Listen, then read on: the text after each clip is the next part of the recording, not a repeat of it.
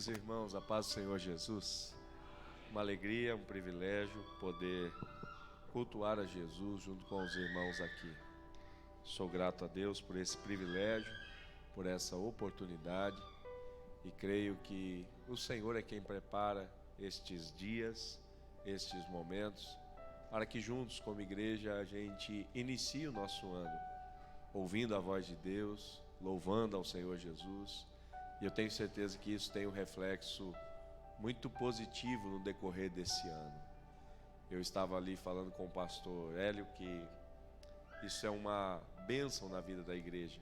E eu quero parabenizar os irmãos por essa iniciativa e por essa determinação de participarem destes 12 dias no mês de janeiro. E eu tenho certeza, o maior privilegiado somos nós, que estamos na presença de Deus, ouvindo a voz do Senhor. E certamente isso terá frutos sobre a sua vida. Você crê nisso? Amém? Quero agradecer ao querido pastor Hélio, amigo, por nos permitir estar aqui. Deus abençoe, pastor. Obrigado de coração. Reveu Fábio. Deus abençoe todos os demais irmãos, amigos que aqui eu tenho. Que Deus, em Cristo Jesus, os recompense de uma forma toda especial. Por bondade, meu querido irmão, abra sua Bíblia comigo no segundo livro do segundo livro de Reis, capítulo 2, a partir do verso 19.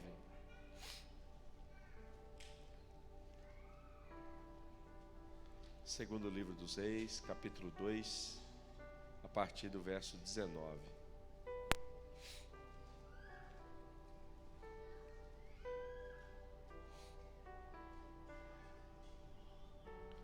Você que encontrou o texto, por bondade, diga amém. O texto diz o seguinte: os homens da cidade disseram a Eliseu: eis que esta cidade é bem localizada, como o senhor pode ver. Porém a água não é boa e a terra é estéril. Eliseu disse: tragam-me um prato novo e ponham nele sal. E eles trouxeram. Então Eliseu foi até a fonte e jogou o sal na água e disse: assim diz o Senhor, tornei saudável estas águas.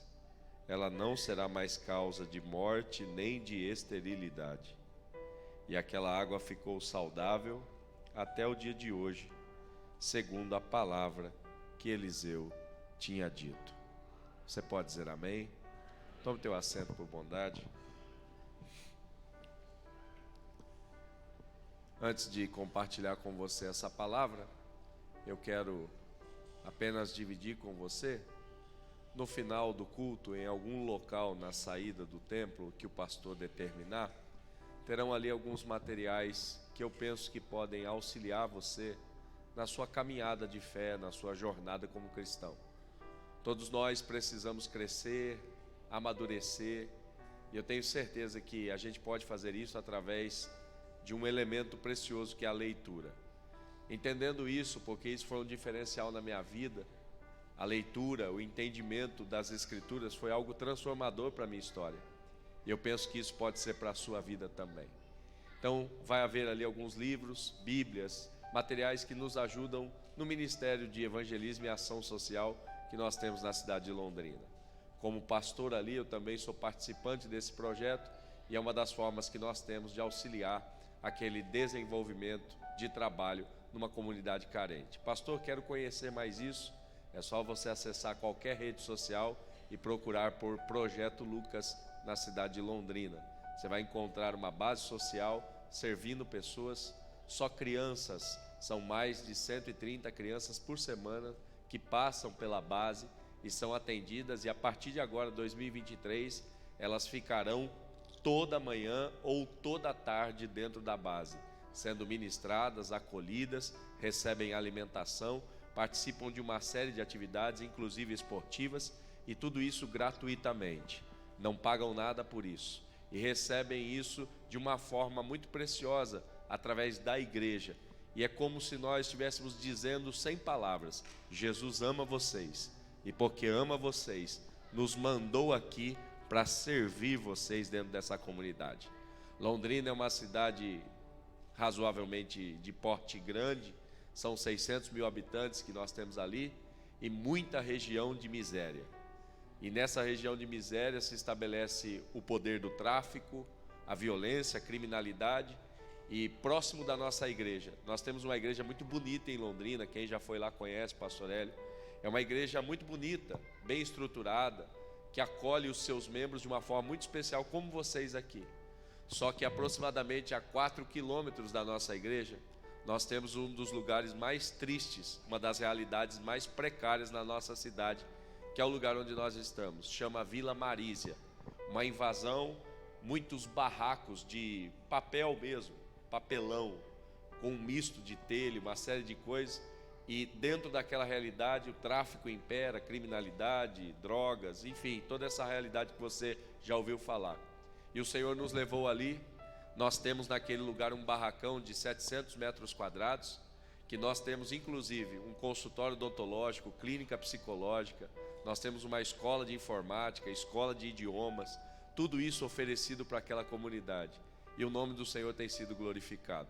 Nós já somos em 8 pessoas contratadas, mais de 40 voluntários que atendem de segunda a sábado, durante o período da manhã todo e parte da noite. E o Senhor tem nos ajudado. Então, se você puder passar ali, tudo que você investir será bênção para a sua vida, para a nossa também. Amém? Então, eu quero só deixar 2 temas de livros que eu acho que são fundamentais para você ali. O primeiro deles é o propósito da família. É o último lançamento do pastor Luciano Subirá. Um livro maravilhoso, você não pode deixar de ter. O propósito da família. E o outro livro é um tratado sobre graça, chamado Graça Transformadora. Pastor, eu preciso conhecer isso. Mais de 400 páginas tratando só sobre graça. Vai ser um livro muito especial, vai abençoar a sua vida e eu quero recomendar isso a você. Amém?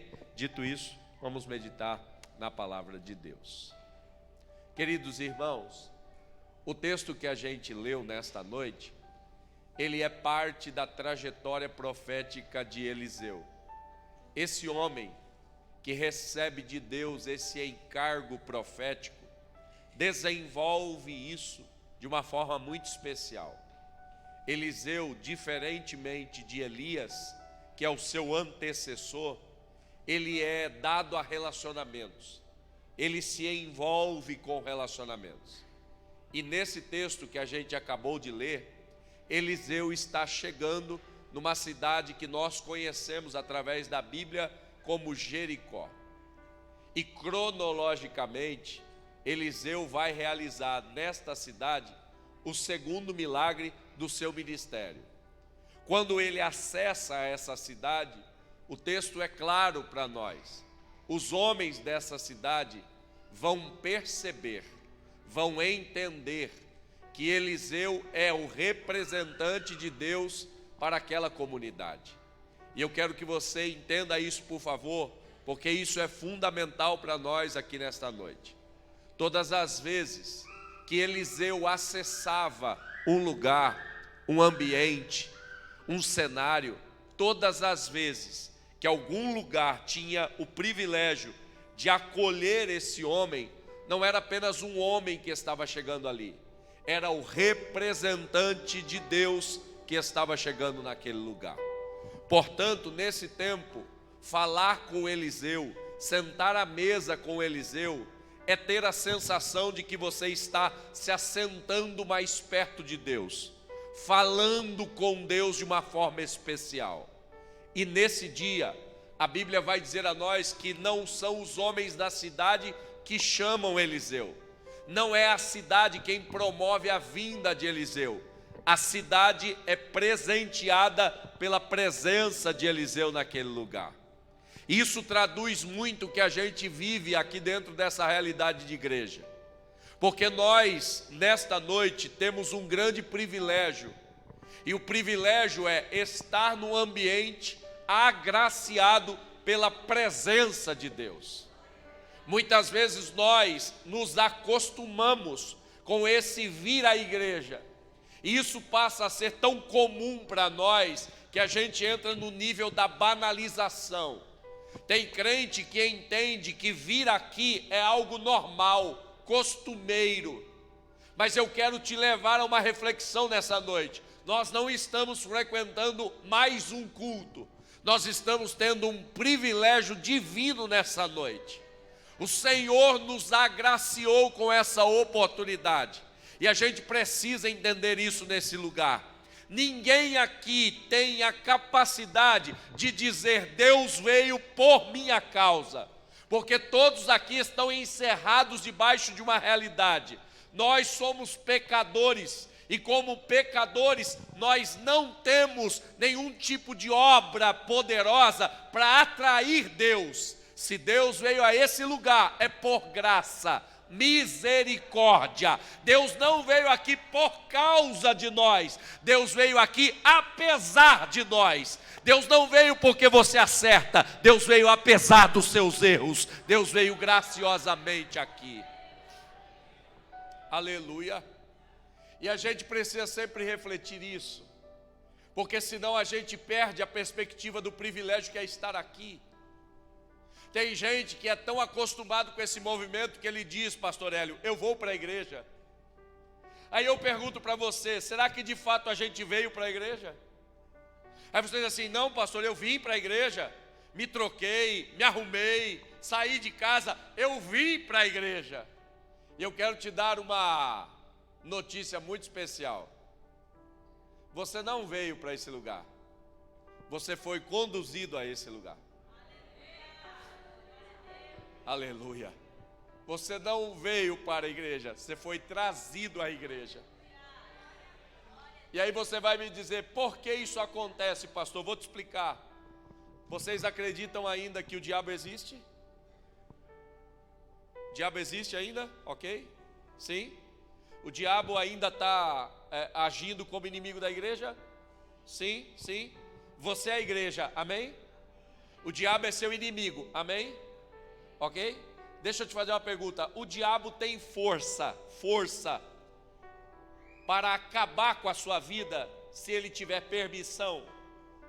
Se ele tiver permissão, ele pode destruir sua vida? Sim? Sim. Ok. Então você acabou de afirmar para mim que o inimigo das nossas almas existe, ele ainda está agindo contra nós e ele tem força suficiente para acabar com a gente. Aí a minha pergunta é: se o diabo existe, trabalha contra nós e pode nos destruir, você acredita que o diabo queria ver você aqui dentro dessa igreja aqui hoje? Não. Aí justifica para mim, como é que você chegou aqui? Se você tem um inimigo que é forte e que poderia acabar com a sua vida, como é que você chegou aqui hoje? Aleluia. Eu tenho certeza de uma coisa: eu só cheguei a essa igreja hoje porque existe um Deus. Aleluia. Que desde o momento em que eu imagino sair da minha casa, Ele está dizendo: não é você que vai, sou eu que vou te conduzir. Eu tenho certeza que Satanás tentou acabar com a minha e com a tua vida. Agora, se a gente chegou aqui, não foi por mérito, foi pela presença graciosa e misericordiosa. Aleluia.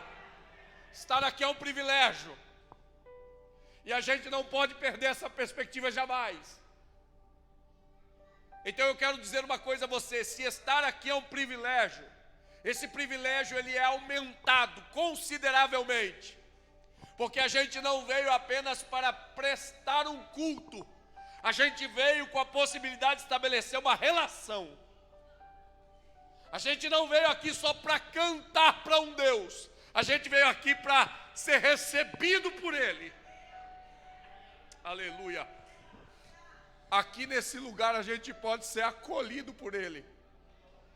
E a Bíblia vai dizer a nós que estes homens de Jericó, quando percebem a presença de Eliseu ali, eles criam um movimento de abordagem, um movimento de encontro com a presença do homem de Deus. É isso que eu acho determinante para nós.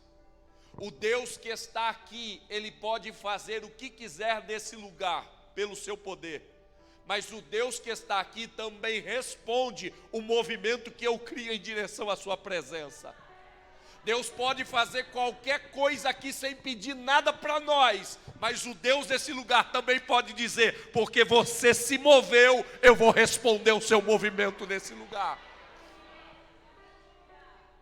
Só que o movimento desses homens, ele me deixa extremamente impressionado, porque a Bíblia vai dizer que quando esses homens se aproximam de Eliseu, a primeira coisa que eles falam para Eliseu é que a cidade é bem localizada.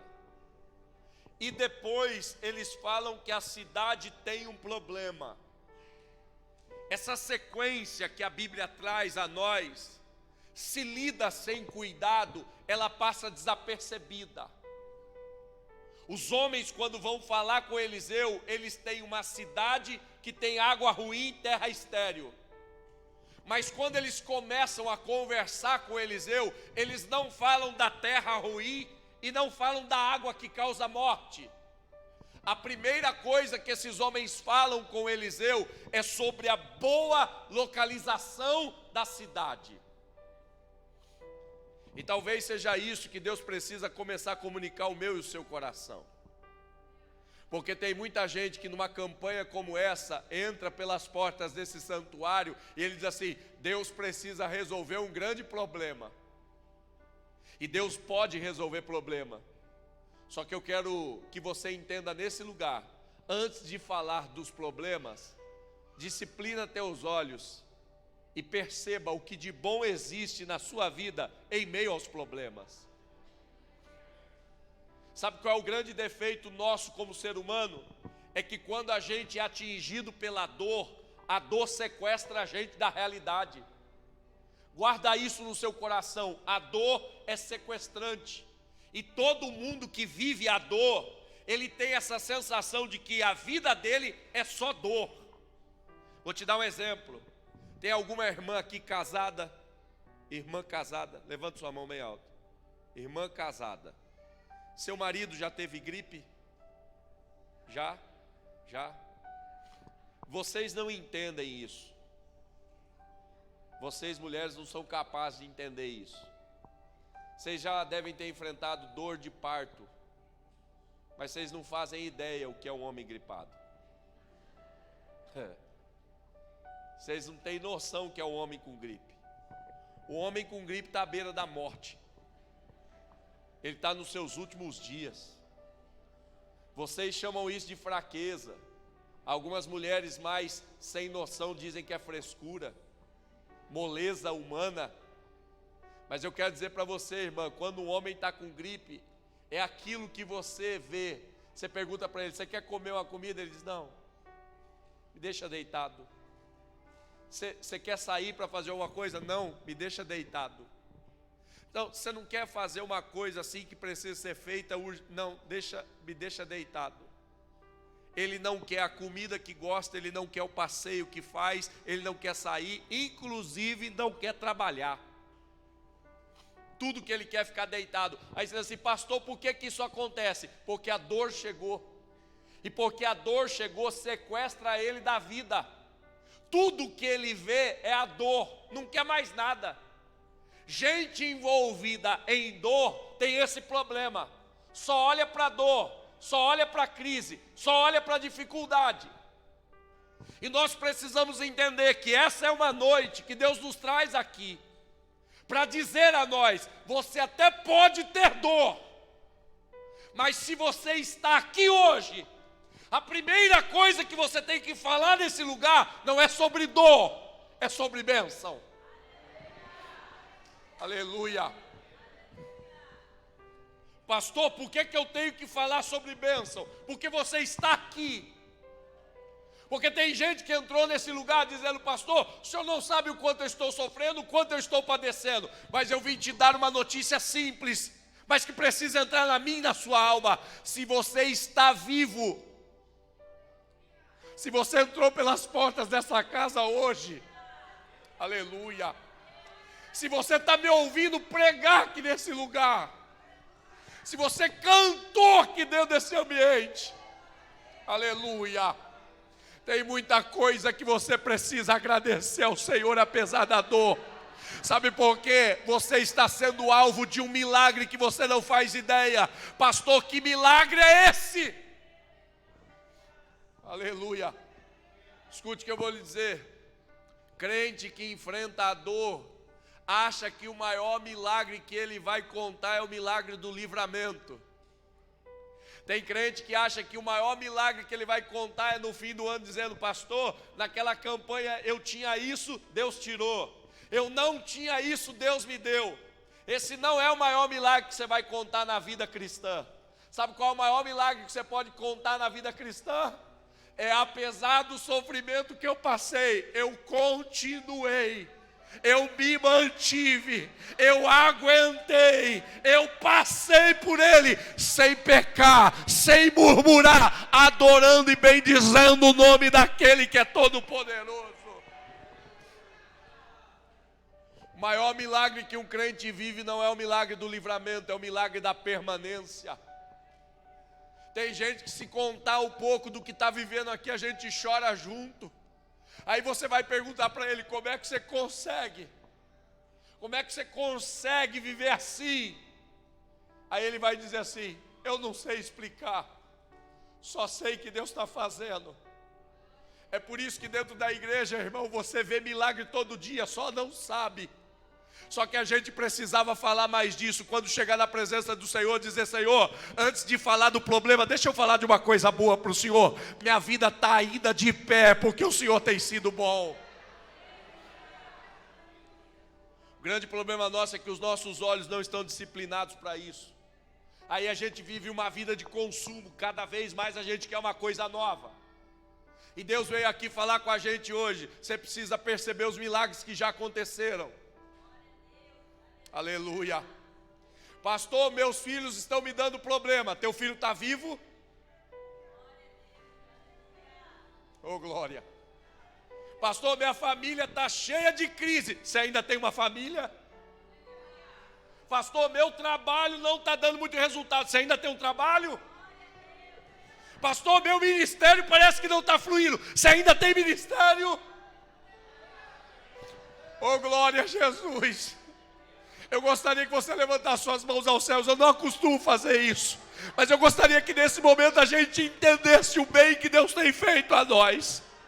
E que você, por alguns segundos nesse ambiente, somente agradecesse e bendissesse o nome daquele que tem feito coisas grandes por nós.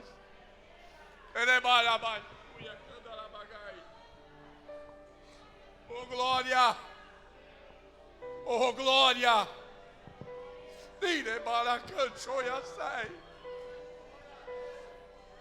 Ainda tem coisa boa. Deus ainda está fazendo milagres. A gente precisa abrir os olhos para ver. Pastor, e por que é que eu preciso ver os milagres de Deus, contemplar os feitos do Senhor? Porque à medida em que você vê o bem que Deus te dá, você desenvolve um processo, que é um processo consciente, chamado gratidão. Escute isso, por favor: gratidão não é sentimento. Gratidão é o resultado de uma consciência que eu tenho. E se eu não tiver consciência do que tenho, eu jamais vou viver uma vida de gratidão. Porque quem espera receber o que deseja para agradecer, nunca vai ser grato no alto nível que pode ser.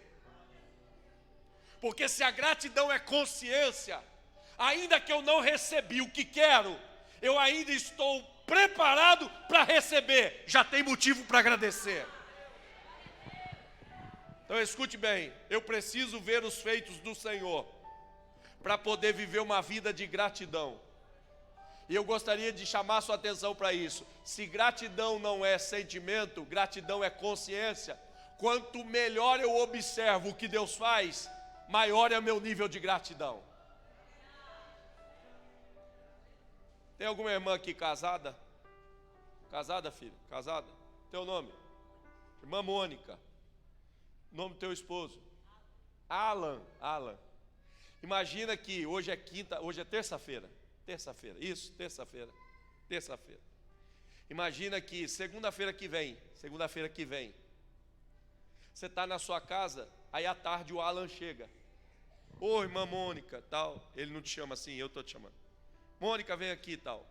Quando você sair lá fora na sua casa, tem uma BMW branca parada, num laço vermelho. E antes disso, deixa eu até te fazer uma pergunta. Ele já te deu algum chocolate alguma vez na vida? Já?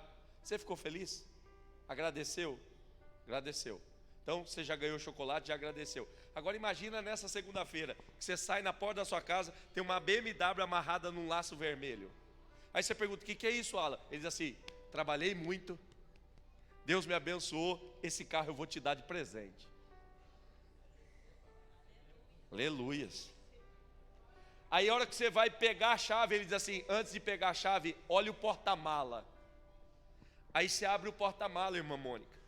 Aí dentro tem um envelope. Aí ele diz assim, abre o envelope. Quando você abre o envelope, tem uma folha impressa. Viagem, Europa, 30 dias, férias, glória. Aí você diz assim, isso aqui é para nós? Ele diz assim, é para nós. Nós vamos viajar 30 dias Europa, tudo. Ó. Aí você diz assim, Alan, você fez isso? Ele diz assim, fiz. Aí você vai agradecer, ele diz assim, espera, abre o porta-luva do carro. A hora que você abre o porta-luva do carro, dentro do porta-luva tem um cartãozinho assim, pretinho, 50 mil de limite. E ele diz para você assim, pode ir em qualquer lugar, renovar o guarda-roupa para você fazer uma viagem com roupa nova. Glória, aleluia. A hora que você vai agradecer, ele diz assim, espera, olha embaixo do banco do motorista. A hora que você olha embaixo do banco, tem uma caixinha assim, de veludo. A hora que você abre, é a aliança, cheia de diamante, escrito o nome, um monte de coisa. Aí você põe no dedo, ele diz assim, é tudo seu. Deixa eu te fazer uma pergunta, irmã Mônica. Você vai agradecer o Alan nesse dia, mais ou menos em relação ao dia que ele te deu chocolate? Mais. Nesse dia que o Alan fizer isso, te der carro, te der viagem, te der cartão, te der um monte de coisa, você vai agradecer ele muito mais do que o dia que ele te entregou um chocolate. Por que você agradece mais? Vou te explicar. Porque você entendeu que o nível do que o Alan fez é muito maior do que aquilo que ele já tinha feito. Se ele fez muito, você olha e diz assim, precisa agradecer muito. Aleluia. Jesus trouxe a gente aqui hoje para dizer, você está esperando muito milagre aqui que não se compara com aquilo que eu já fiz por você. Você veio esperando muita bênção nesses 12 dias que nem se compara com aquilo que eu já fiz por você. Ele morreu por mim, Ele morreu pela tua vida, Ele abriu os céus para nós, Ele disse, um dia eu ainda volto, levo você comigo, e enquanto isso não acontece, meu Espírito mora com você, habita em você, é muito milagre. Oh glória. Elebaia, canchoia, sai.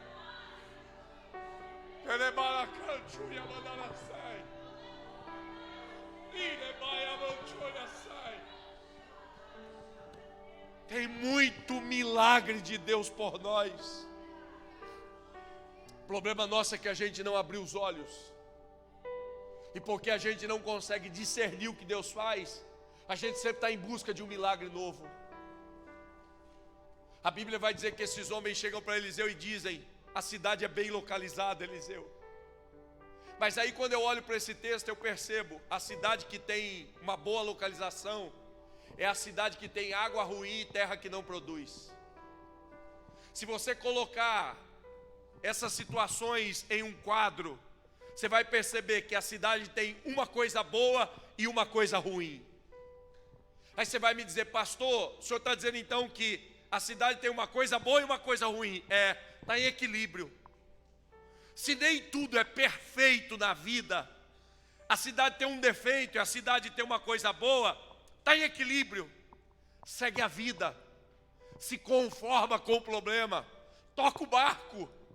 Só que deixa eu dizer uma coisa para você, boa localização facilita o movimento da vida, mas água ruim e terra que não produz pode comprometer a vida.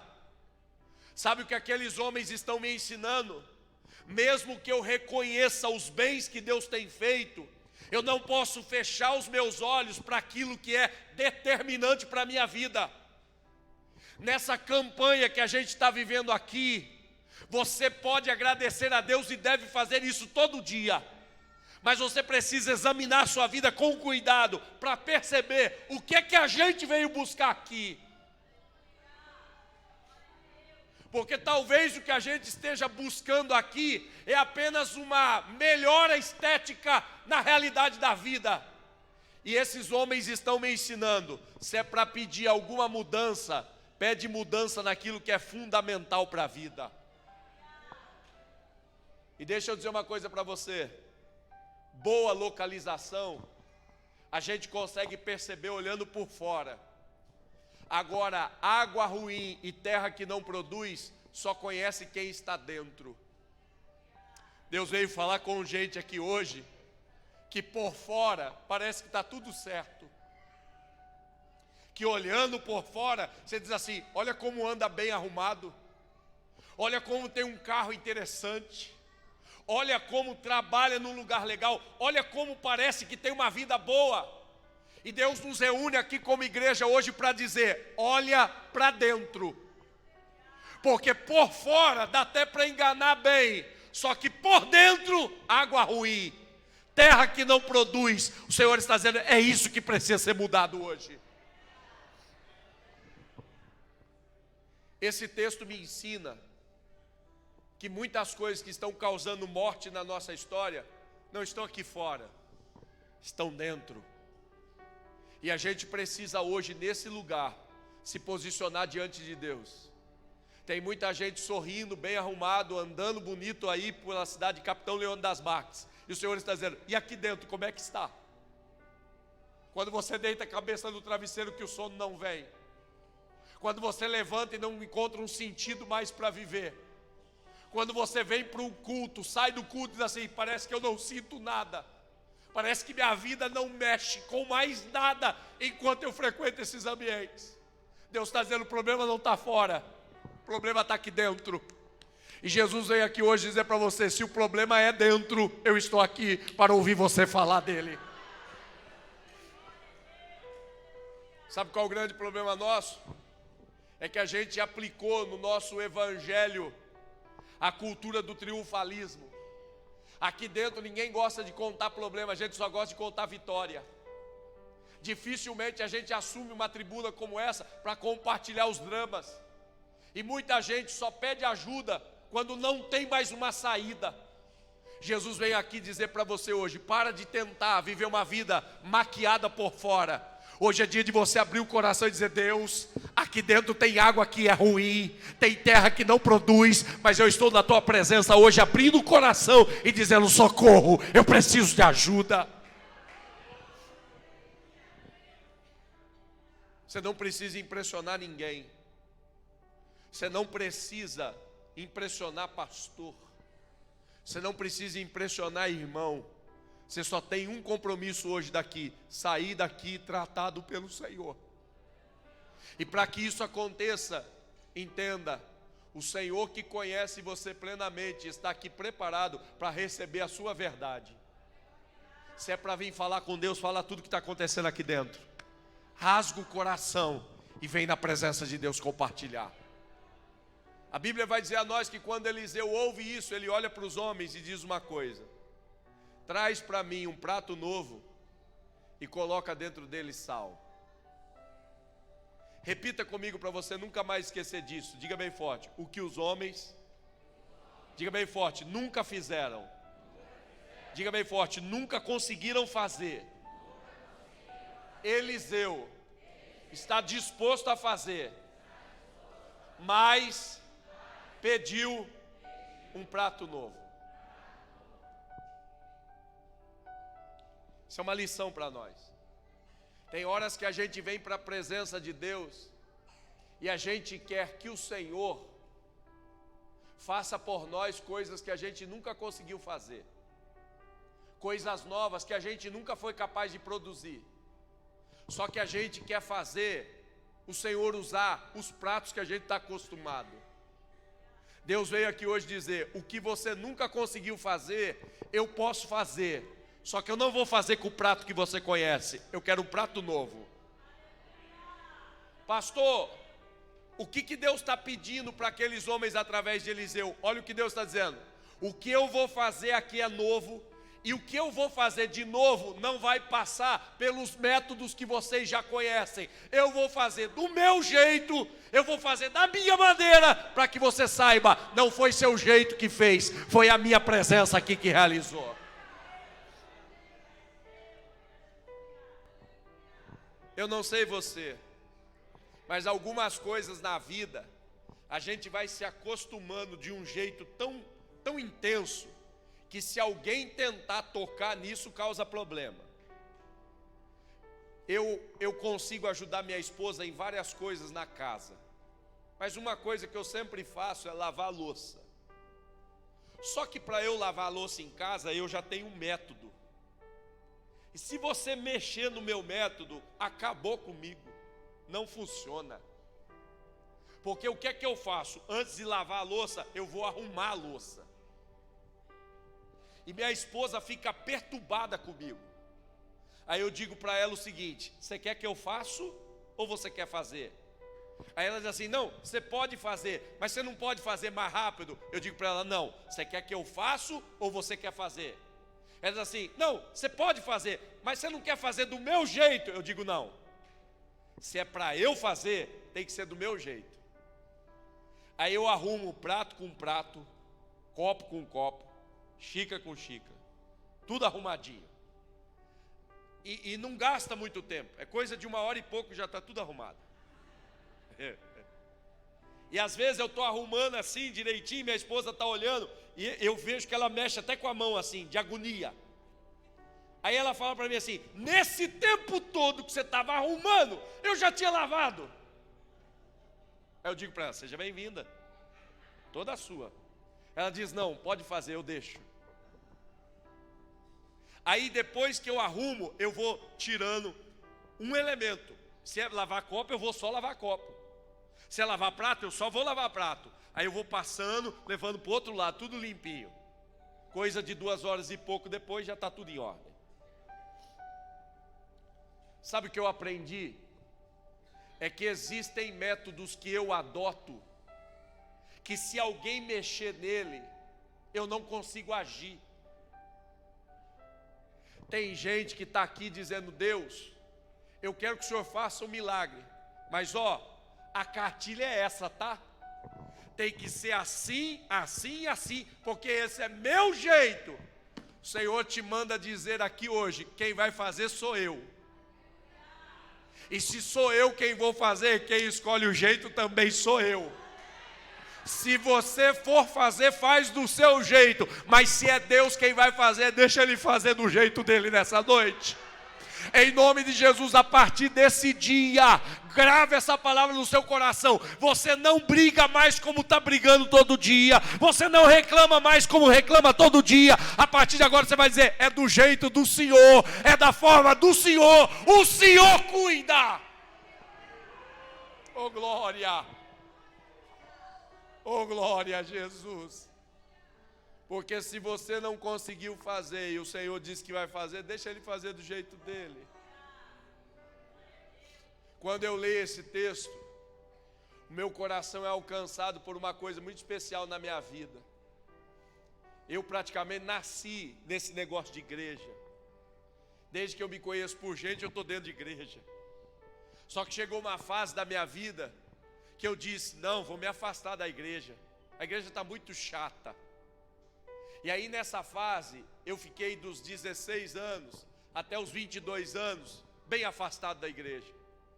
Só que minha mãe muito crente, mulher de oração. E minha mãe durante muito tempo, ela tentou me trazer para a igreja. E ela usou vários meios. O primeiro deles foi a ameaça. Ameaça gospel. Ameaça cristã, já viu essa? Minha mãe olhava para mim e dizia assim: Deus vai te pegar. Oxi. ela dizia uma frase que até hoje eu não esqueço: Deus vai te pôr no leito. Irmão, quando ela falava Deus vai botar no leito, não é que a gente ia dormir, descansar, ar-condicionado, não. Deus pôr no leito é você só conseguindo mexer o olho, tudo arrebentado. Aí quando ela viu que a ameaça não funcionava, ela foi para um outro nível, o nível da armação gospel. Ela chegava para o pastor e dizia assim: meu filho quer falar com o senhor. Aí o pastor dizia: não, manda ele vir aqui. Aí ela chegava em casa e dizia para mim: o pastor quer falar com você. Aí eu chegava: pastor, minha mãe falou que o senhor quer falar comigo. Então ela passou aqui e falou que você queria falar comigo. Aí eu percebi que ela armava para eu voltar para a igreja. Não deu certo. Ela foi para um nível da apelação gospel. Ela chegou um dia em casa e ela disse assim: eu estava saindo do culto, passou uma menina tão bonita do meu lado, me deu paz do Senhor. Na paz do Senhor que ela deu, eu percebi, ela tem interesse. Falei: como é que é? Na paz do Senhor que a menina deu, a senhora percebeu interesse em quê? Em você. Em mim. Ela deu paz do Senhor, ela deu paz Pablo. Não, ela deu paz do Senhor, mas eu conheço. Aí eu disse para ela: mãe, para com isso. Eu sei o que a senhora quer me levar para a igreja. Eu gosto de menina, mas eu não quero me envolver com ninguém da igreja. Passou uns 2 dias, ela voltou em casa e disse assim: não falei para você? Fui perguntar para ela: você conhece meu filho? Ela disse: conheço. E da resposta dela, conheço, o interesse é certo. Você quer que eu traga ela aqui? Falei: mãe, tu tá maluca? Tu quer trazer uma menina da igreja aqui em casa para eu? É, porque você não pode perder, é linda. Falei: não, mãe, eu não quero, obrigado. Eu percebi que ela estava insistindo demais. Eu falei: eu preciso fazer alguma coisa. Sabe qual foi o jeito que eu dei? Arrumei uma namorada que não era crente. Cheguei em casa, enchi a boca e disse para ela assim: mãe, agora arrumei uma namorada. Ela olhou: é mesmo? Falei: é. Ela falou assim: e da onde ela é? Eu falei: não mora aqui na cidade, e o melhor, não é crente. Ela me olhou e eu fiquei esperando. Vai me agredir, vai botar a mão na minha cabeça, vai mandar manifestar agora. Minha mãe era dessas: manifesta agora, Satanás, vai, pode falar teu nome. Falei: ela vai fazer isso. E eu vi que a hora que eu falei, ela me olhou, o semblante dela foi fechando, ela respirou fundo, baixou a cabeça. Quando ela levantou os olhos, ela me disse assim: eu posso conhecer ela? Falei: não. Por que não? Porque é minha namorada, não tem nada a ver com a senhora. Se um dia ela for ser alguma coisa sua, eu trago ela aqui. Ela disse: não, mas traz ela mesmo, eu quero conhecer. Eu falei assim: vou pensar, quem sabe um dia. Passaram-se uns 3 meses. Eu não tinha como não passar em casa e eu estava com essa namorada. Aí eu disse para ela: ó, a gente vai passar em casa, tá? A gente vai passar em casa. E eu quero que você fique tranquila, minha mãe é crente. Se você entrar em casa e começar a falar muita coisa, vai dar ruim. Então você entra em casa e tudo que minha mãe falar, você diga assim: amém, sim senhora. Se você falar tudo amém, sim senhora, está resolvido. Porque se você for bater boca com a minha mãe, ela é crente, ela põe a mão na sua cabeça, você cai. E a menina me olhando assim, assustada, tipo assim: meu Deus, tem gente assim? Aí eu falei para ela: então você vai entrar, diga amém, sim senhora, entra quieta, saia calada, é rapidinho, eu vou pegar uma roupa, a gente sai. E eu vi que ela foi meio que ficando para trás, tipo assim, melhor não ir, né? E eu: não, vamos, rapidinho. Quando eu bati na porta de casa, minha mãe saiu. Quando minha mãe olhou para nós, minha mãe não me deu boa tarde, minha mãe não me abraçou, minha mãe não me beijou como ela sempre fazia. Minha mãe olhou só para minha namorada, abriu o sorriso, abriu os braços, veio correndo, abraçou ela, deu um beijo e disse assim: como você é linda. Eu olhei para aquilo, falei: meu Deus, que velha mentirosa. Eu tenho certeza que esse abraço, ela já está falando: solta meu filho, Satanás, solta ele agora, sai da vida dele, demônio. Você que está levando meu filho para o mundo, solta ele agora. E eu fiquei olhando aquilo. Eu falei, mãe, eu vim rapidinho buscar uma roupa, eu já vou sair. Ela falou, não, vai sair rápido não.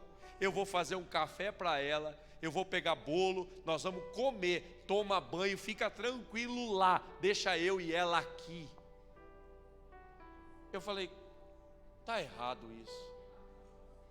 E eu fui para o quarto me trocar, e eu percebia conversa, risada. Eu falei, meu Deus, mas está muito diferente. Está muito diferente. Aí quando eu voltei na cozinha, as duas conversando, rindo, eu olhei para a namorada e disse assim, vamos embora. Ela falou, não, vou acabar de comer. Eu falei, não, vamos embora. Sai daí rápido. Ela, não, vou comer. E ficou lá mais um tempo comendo, terminou, abraçou minha mãe, saiu e tal. Olhou para mim na saída assim, você estava zoando minha cara. Sua mãe é maravilhosa. Sua mãe é uma... Que mulher. Você estava me botando medo. Sua mãe é muito legal. Eu falei, muito. Uma bênção. Resumindo, Eliseu falou para os homens, traz um prato novo e põe dentro dele sal. Sal fala de influência. Sal fala de interferência. Só que sal fala de não protagonismo. O sal pode estar, mas nunca aparece. O sal coopera, mas não é o principal. O sal só participa, mas não precisa aparecer. Nesse dia minha mãe resolveu fazer isso. Ela foi sal. Sabe por quê? Porque desse dia do encontro, minha mãe, enquanto eu estava trocando, disse para minha namorada, posso te perguntar uma coisa? Fica só entre nós. Como é que o Pablo está? E aí minha namorada falou assim, ixi, ele está mal. Ele anda com umas companhias meio erradas. Eu estou tentando ajudar ele, mas está difícil. Minha mãe olhou para ela e disse assim, vou te dar uma dica. Leva ele para a igreja. Se você levar ele para a igreja, ele muda. Ele é outro menino, ele para com tudo que ele está fazendo de errado. Ele inclusive toca na igreja, canta na igreja. Ele é um outro menino. Leva ele na igreja, mas não fala que eu te falei, fica só entre nós. Aí ela olhou para minha mãe, não, sim, pode deixar, eu vou incentivar ele na igreja. Aí minha mãe olhou para ela e disse assim, e é na nossa igreja, tá? Que ele já está acostumado, tem um bocado de amigo lá. Se ele for, o pessoal já assume ele rapidinho, ele já está envolvido. Então leva ele na nossa igreja. Ela disse, sim, pode deixar, eu vou incentivar ele. Aí minha mãe falou assim, e a última dica que eu te dou, não deixa ele sozinho não. Se ele falar de ir na igreja, vai com ele, porque ele está cheio de ex-namorada lá. Fica só entre nós. Não fala nada. Resumindo, essa namorada hoje é minha esposa. 23 anos de casado. Mãe dos meus filhos. Mulher de pastor. E a gente fazendo a obra de Deus. Porque um dia minha mãe resolveu interferir sem aparecer. É de um jeito novo e é sal dentro da vasilha. Deixa eu dizer uma coisa para você. Você acha que acabou aí? Nesse dia, quando eu saí de casa com a minha namorada, minha mãe ligou para os amigos da igreja e disse assim, marca o culto. Eu já convenci a namorada dele aí na igreja, marca o culto que ele vai. Irmão, ela tinha tanta convicção e eu não sabia de nada. De repente eu recebo uma ligação do pessoal da igreja, vem porque vai ter um culto especial. E sabe o pior? Ela convenceu o pastor a me deixar tocar. Ela falou, pastor, eu sei o que Deus está fazendo, eu sei o que Deus tem para o meu filho, deixa ele tocar. O pastor falou para ela, se a senhora crê assim, eu vou deixar, é só falar para ele vir que eu deixo. Nesse dia foi a primeira vez que minha namorada pisou numa igreja evangélica. Depois desse dia ela olhou para mim e disse assim, eu nunca participei de um culto tão maravilhoso assim.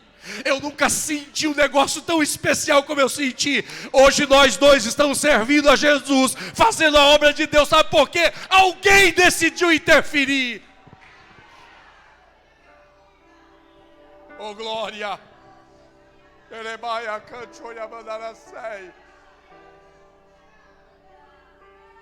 Sabe qual é o problema? Você está querendo fazer do seu jeito. Você está querendo resolver tudo pela sua força, para depois você bater no peito e dizer: está vendo como eu resolvi? E Deus está dizendo: prato novo, sal dentro. E eu vim aqui dar uma palavra para famílias que estão aqui representadas. Talvez você entrou aqui hoje, seus filhos não estão aqui. E você diz: pastor, eu não sei o que eu faço mais. Eu convido, não vem. Eu chamo, não vem. Jesus está dizendo: para de brigar, para de bater boca, para de confusão. Chega onde ele dorme. Põe a tua mão naquele lugar e diz: Espírito Santo, passa aqui.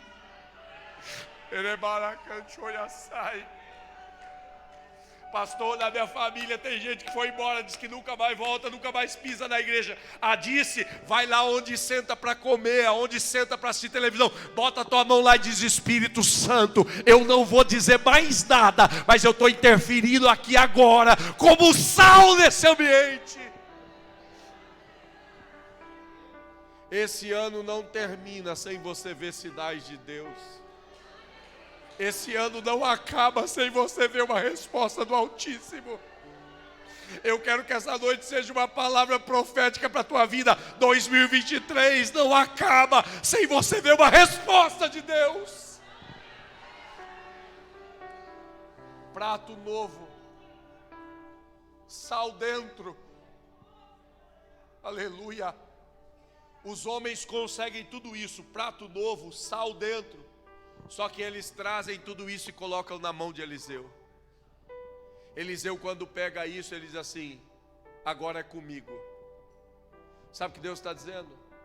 Não adianta você admitir o jeito de Deus. Não adianta você se entender como sal, elemento de influência nesse processo, sem você colocar tudo isso nas mãos do Senhor.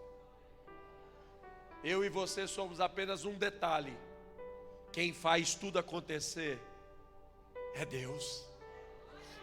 A Bíblia diz que Eliseu pega esse prato novo com sal dentro e ele vai para a nascente das águas, onde nasce tudo isso. E quando ele chega ali, ele lança o sal nas águas. E a Bíblia vai dizer a nós que não termina só com o sal lançado na água. O texto termina com Eliseu liberando uma palavra: assim diz o Senhor. Aleluia. Deus veio aqui falar com a gente. Eu sei onde eu vou agir. Eu não vou agir onde as águas já estão correndo. Eu vou agir onde as águas estão nascendo. Eu não vou agir por onde as águas já passaram. Eu vou agir onde as águas estão brotando. Eu vou lá na fonte das águas. E quando chega lá, Eliseu não apenas joga sal. Eliseu levanta a voz e diz: assim diz o Senhor. Saradas estão estas águas a partir de agora. Elas não causarão mais morte, nem esterilidade a partir de agora. Sabe o que a Bíblia diz? Imediatamente as águas ficaram saradas. Ô irmão, eu creio tanto nisso que prego aqui hoje. Deus não veio fazer milagre para o mês que vem. Deus veio começar a tratar hoje. Deus não veio fazer milagre para o último dia da campanha. Para o último dia já tem reservado algo de Deus. Essa palavra é para hoje. Tem gente que vai começar a ver Deus agindo nas fontes das águas hoje. É essa terça-feira, dia 10 de janeiro. É hoje. Glória. É hoje.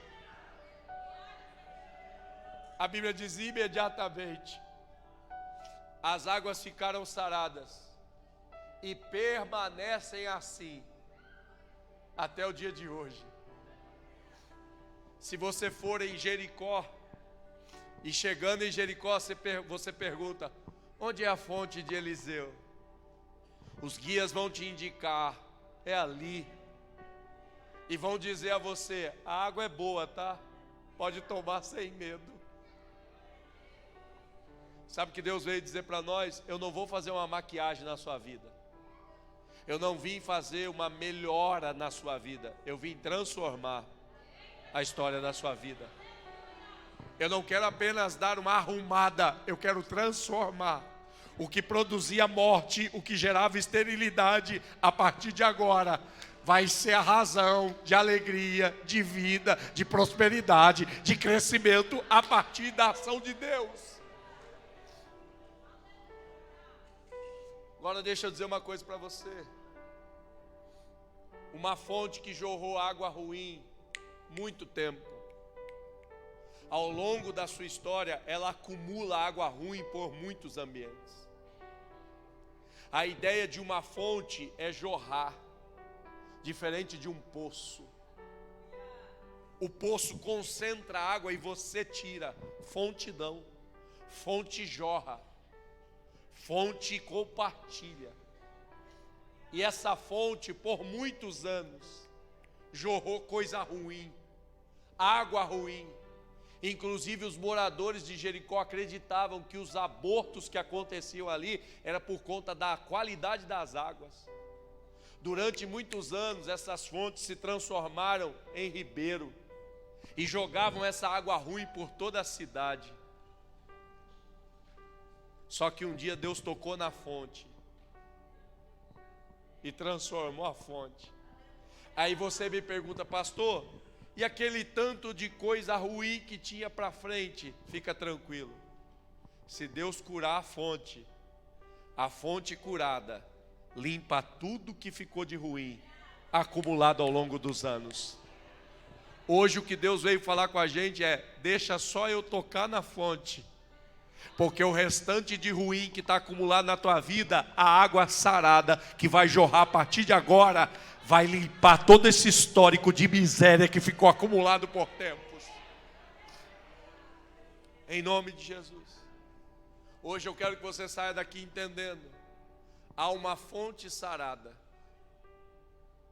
há uma fonte que vai ser tratada, e depois disso, essa fonte vai começar a jorrar água limpa e tirar todo esse histórico de miséria que se acumulou ao longo do tempo. Sabe qual é a minha grande preocupação com crentes? É que a gente virou a geração do fast food. Passa, compra, está pronto, come. Põe no micro-ondas, aquece, em 2 minutos está resolvido. E tem gente que ouve essa palavra e diz assim: pastor, amanhã já está tudo mudado. O Senhor diz assim: hoje muda a fonte. A partir de hoje começa a mudar o resto. Acalma teu coração.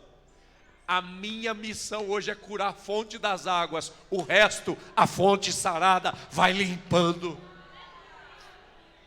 Calma teu coração. A gente vai sair daqui hoje com a certeza: Deus tocou na origem. Aí você pergunta: pastor, qual é a fonte da minha vida? E a Bíblia deixa claro: sobre tudo que se deve guardar, guarda teu coração, porque dele procedem as fontes da vida. Deus está dizendo: o que eu vou mudar hoje não é nada por fora, vou começar mudando aqui, e depois que mudar aqui fora vai ser consequência, porque daqui jorra. É o que Jesus disse: eu quero fazer de você uma fonte de água viva, água sarada, que vai jorrar água viva. Você crê nisso nessa noite? Fica de pé, por favor. Aleluia.